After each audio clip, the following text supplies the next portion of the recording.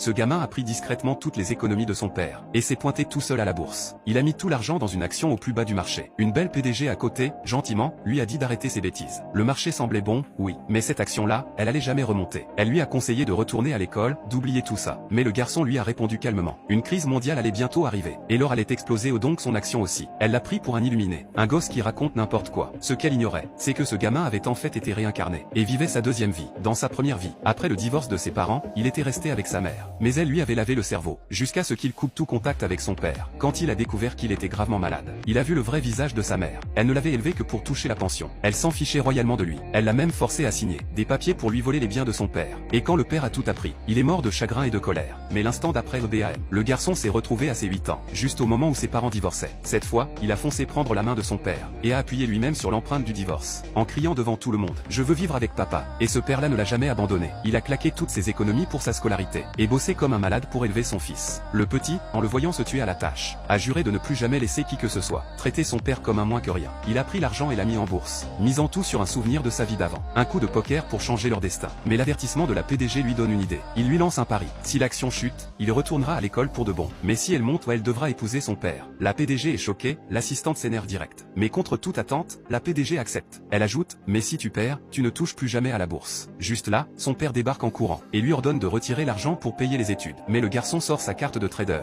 et lui dit: attends juste 10 minutes. On va devenir riche, acheter une maison, une voiture, et une femme pour toi. À ce moment-là, la mère débarque, accompagnée de son nouveau mari blindé de thunes. Quand ils entendent parler du plan, le beau-père rigole: tu rêves, petit. La mère, hautaine, dit qu'elle a bien fait de divorcer. Sinon elle aurait honte d'être associée à eux. Le riche se moque encore. Un gosse sans diplôme, qui joue au trader, trop drôle. Mais le gamin reste de marbre. Il prend le téléphone de son père et double la mise. L'action continue de baisser, et tout le monde commence à se foutre de lui. Il traite même son père de minable, et lui conseille de jeter ce gosse à la poubelle. Mais le père serre les dents: je préfère tout perdre, que de laisser tomber mon fils. Il est prêt à emprunter pour qu'il grandisse dignement. La mère s'en fout totalement, et le traite de clochard bon à rien, en lui disant de ne jamais revenir quémander. Mais là, le garçon annonce calmement: dans 5 minutes, cette action va s'envoler. Et ce jour-là, ne venez pas pleurnicher près de nous. Le riche saute sur l'occasion et lui propose un pari. La mère ordonne au fils de dégager, mais le garçon refuse. Le père, furieux, demande: quel est le pari? Tout le monde est surpris par sa réaction. Le fils le regarde: t'inquiète papa, on va gagner. Pour le père, ce n'est pas une question d'argent, c'est une question de dignité. Le riche dit: si dans 3 minutes, ton action ne monte pas, vous travaillerez pour moi toute votre vie. Mais si je perds, je m'agenouille et je m'excuse. Le garçon accepte direct.